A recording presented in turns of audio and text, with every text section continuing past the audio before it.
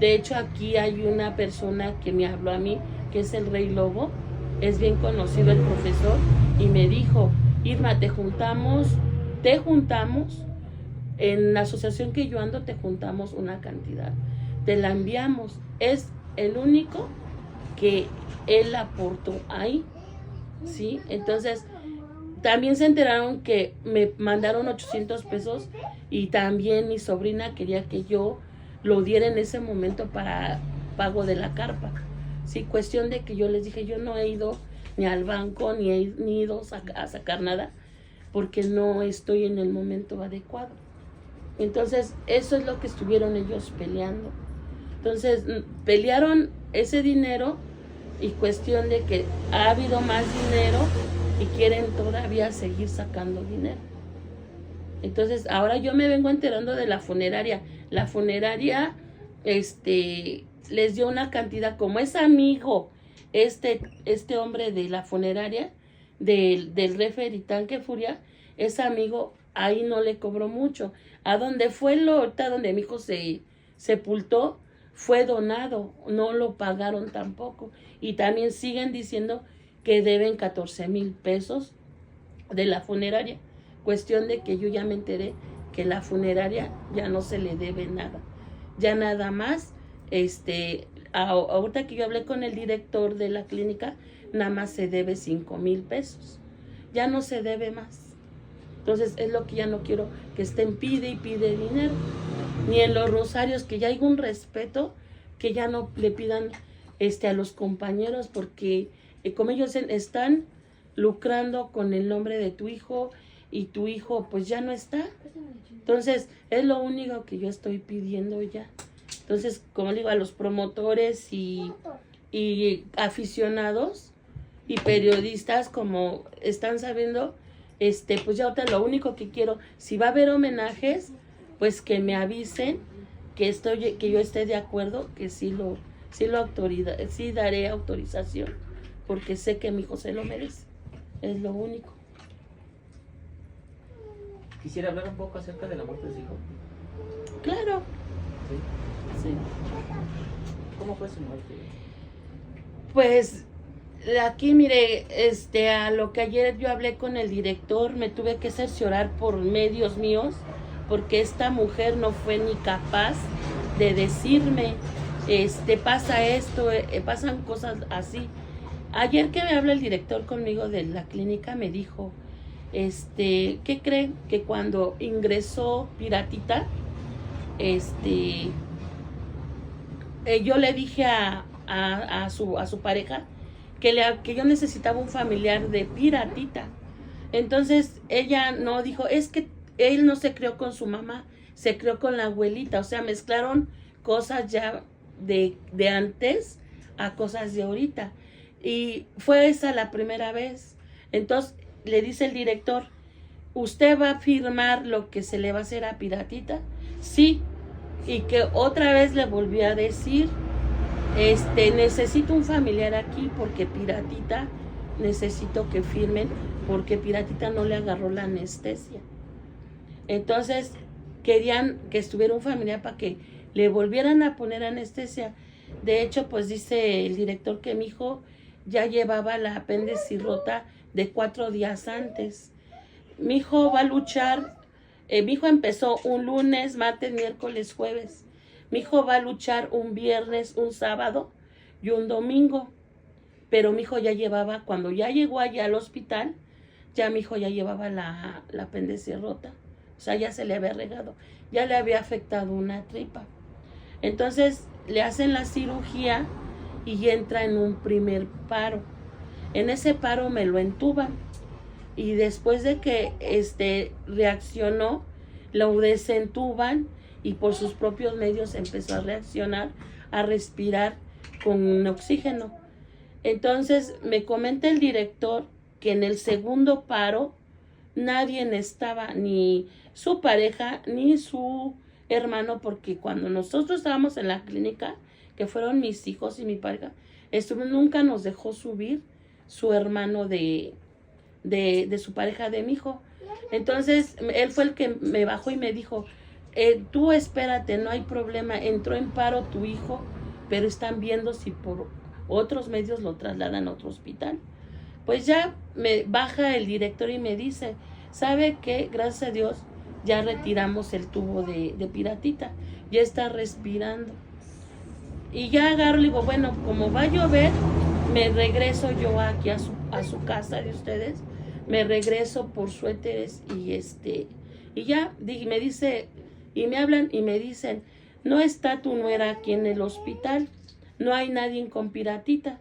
Entra en el segundo paro y nadie estaba para saber.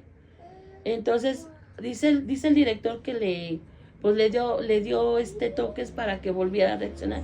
Ya no, entonces le volvieron a hacer un estudio y le amoló del segundo paro, le fracturó una venita. Entonces, si mi hijo vivía, iba a quedar vegetal. Entonces, ya en eso dice el director que ya después él vio en su herida, ya mi hijo ya llevaba, ya el líquido ya había amolado la tripa y donde empezó a regársele todo el líquido, quemó todo. Entonces ahí fue, ya mi hijo entró con la presión alta, con azúcar, 450 de azúcar, y de ahí se le empezó a complicar todo. Entonces ya no, ellos por más que veían cómo hacerle, ya no pudieron hacer. Tenían la esperanza de cuando él reaccionó en el segundo paro, que él iba a despertar, pero ya no, ya nada más se quedó en suspiros, así quedándose. Entonces ya no, ya cuando mi hijo dio el último suspiro, ya no aguantó. Cuando ellos todavía lo iban a entubar, mi hijo ya no aguantó. Entonces Piratita murió solo. Sí, murió solo. No hubo nadie de la familia, nada más estuvo el doctor y de cabecera y el director. Ahí ellos nada más vieron su último suspiro. Pero porque no te avisaron para subir. Sí, nada, o sea, a mí me dijeron, espérate, dice el director que cuando él se asomó y le dijo, necesito otra familia, fue la tercera vez, necesito un familiar, ellos según estaban hablando por teléfono. Fue el director y el doctor. Fueron lo que hicieron, nota que se espera el doctor.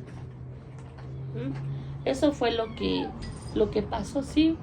Prácticamente mi hijo murió solo. Sí. Entonces no le permitieron entrar a usted. No me dejaron. Su cuñado de mi hijo y mi nuera, bueno, su pareja de mi hijo.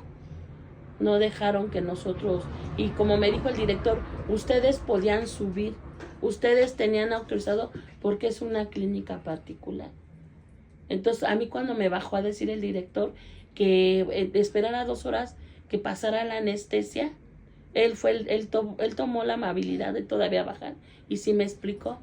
Entonces ya de ahí pues ya no lo volví a ver al director, ella fue la que se encargó de los papeles y todo. Entonces me comenta el director que cuando surgió lo de mi hijo, ellos ya estaban en redes sociales subiendo y mi hijo todavía no daba el último suspiro. Mi hijo dio el último suspiro a las 12 de la noche y aquí a mí me avisaron a las 9 de la noche que mi hijo ya había fallecido y ya estaba en redes sociales que ya Piratita había fallecido.